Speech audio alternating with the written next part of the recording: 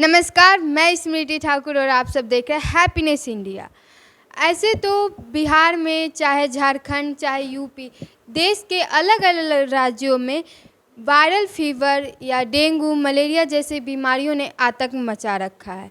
इसी विषय पर चर्चा करने के लिए आज हमारे साथ कृष्ण सहनी जी मौजूद हैं। नमस्कार सर, स्वागत है आपका हैप्पीनेस इंडिया में। नमस्कार जी, फिर से आप सभी का स्वागत। नमस्कार, जय हिंद। जैसे कि पूरे देश में इस समय वायरल फीवर, डेंगू, मलेरिया जैसे बीमारियों का कहर ढा रहा है। सबसे ज़्यादा इन बीमारियों के शिकार बच्चे हो रहे हैं। तो इस पर सरकार को ऐसा क्या करना चाहिए जिससे बच्चों को जान बचाया जा सके और बच्चे इसके शिकार कम हो? देखिए, बिल्कुल ठीक बात कह रहे हैं आप। और बिल्कुल आंकड़े अगर जिस प्रकार बयां कर रहे हैं वो बहुत ही दयनीय स्थिति है। लगातार वायरल फीवर बढ़ रहा है और मुख्य रूप से डेंगू और मलेरिया जो है वो इसका मुख्य कारण है जिससे बच्चों की मौत हो रही है। और परिवारों के लिए, जिस घर से कोई जाता है उसके लिए यही पीड़ा जो है वो उसी को समझ में आती है। और लगातार हम देख रहे हैं यूपी में, बिहार में और हरियाणा, दिल्ली, हर जगह इसका प्रकोप बढ़ता जा रहा है। राजस्थान की बात करें चाहे, तो लगभग पूरे उत्तर भारत में बढ़ता जा रहा है। मेरे हाथ में लगातार मैं मास्क दिखाने लग रहा हूँ। तो एक तो ये सबसे ज़्यादा मुख्य है किसी भी बीमारी को रोकने के लिए, खासकर कोरोना और ये वायरल फीवर। मास्क को बिल्कुल भी ना हटाएं। अभी तो हम सब वैक्सीनेट हैं, इसलिए हमने और सूट करना पड़ रहा है, इसलिए मास्क हटाया हुआ है। पर हम सब वैक्सीनेट हैं और पूरी प्रोटेक्शन के साथ हम शूट कर रहे हैं, इसलिए हम आपको बता दें।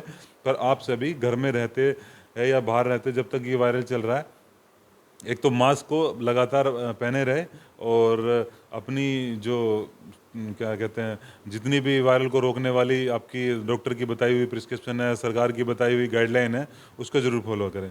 दूसरा, आपने मुझसे सवाल पूछा कि सरकारें कैसे इस पर कदम उठाएं। देखिए, सबसे मुख्य कारण है सरकारों को सरकारी अस्पतालों पर ध्यान देना होगा, क्योंकि सरकारी अस्पताल गरीब जनता की रीढ़ की हड्डी है। स्वास्थ्य के रूप में माना जाए तो स्वास्थ्य उनका खराब होता है तो बेचारे गरीब आदमी जो वो सीधे जाते हैं सरकारी अस्पतालों पे, सरकारी चिकित्सालयों पे, सरकारी डिस्पेंसरियों पे।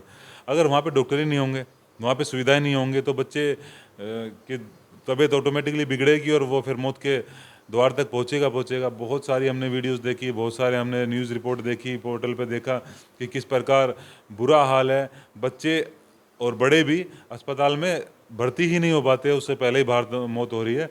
और प्रशासक ये कहता है कि नहीं, हमारे पास तो बेड की कमी नहीं है, हमारे पास तो दवाइयों की कमी नहीं है, हमारे पास तो डॉक्टर की कमी नहीं है। झूठ है। जैसे कि आप कहीं भी पता कीजिए, आपको कहीं भी किसी भी राज्य में एक एक बेड पे 3-3 बच्चों का इलाज हो रहा है, वहाँ पे बेड ही मुहैया नहीं है।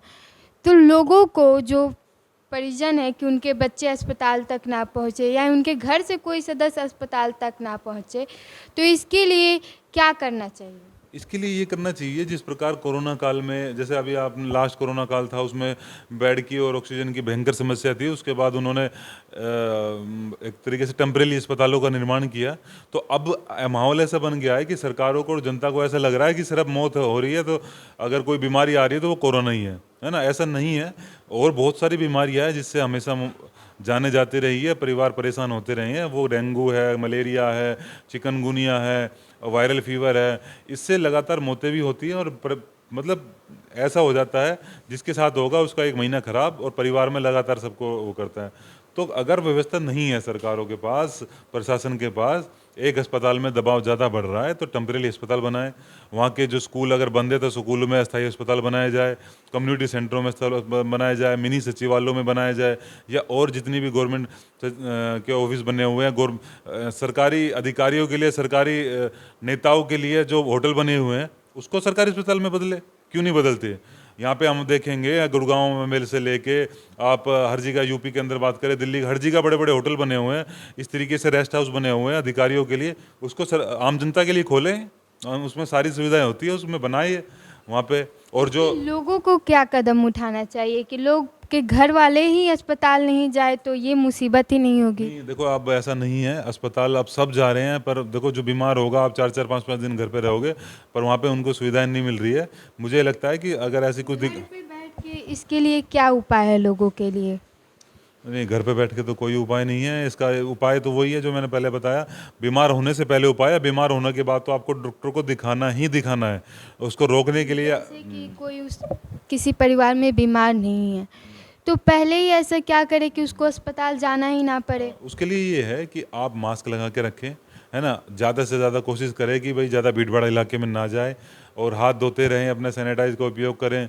और बाहर का जो अभी फ़िलहाल कुछ जब तक बारिश का सीज़न चल रहा है तो बाहर का खाना ना खाएं। गलत एक्टिविटी जैसे तला वुला होता है, स्ट्रीट फूड होता है, उससे भी बीमारियां लग जाती हैं, तो वो चीज़ें अवॉइड करें। तो इससे क्या होगा, आपको बीमारी लग ही नहीं पाएगी। अब जब आपको बीमारी लगेगी नहीं तो आप और अपना चेकअप कराते रहें, बीच बीच में अपना चेकअप कराते रहें। और जो अपना इम्यूनिटी है उसको बढ़ाने के लिए फल फ्रूट खाएं, और ताज़ा भोजन का अपना हरी सब्जियां खाएं। इससे क्या होगा, इम्यूनिटी स्ट्रांग होगी और आप बीमार नहीं पड़ोगे। अगर आप बीमार हो गए हो तो डॉक्टर को दिखाएं। और मेरा तो ये है कि अगर जो लोग परेशान हैं वो अपनी आवाज़ उठाएं, मुख्यमंत्रियों तक, अपने अपने स्टेट के मुख्यमंत्रियों तक पत्र लिख के और कहें कि भाई हमारे गांव की, हमारे घर की स्थिति ठीक नहीं है, तो यहाँ पे आप सरकारी अस्पतालों में अच्छी व्यवस्था कराएं। अगर डॉक्टर नहीं है तो मेरे पास एक समाधान है, सारी राज्य सरकारें सुन ले, केंद्र सरकार सुन ले।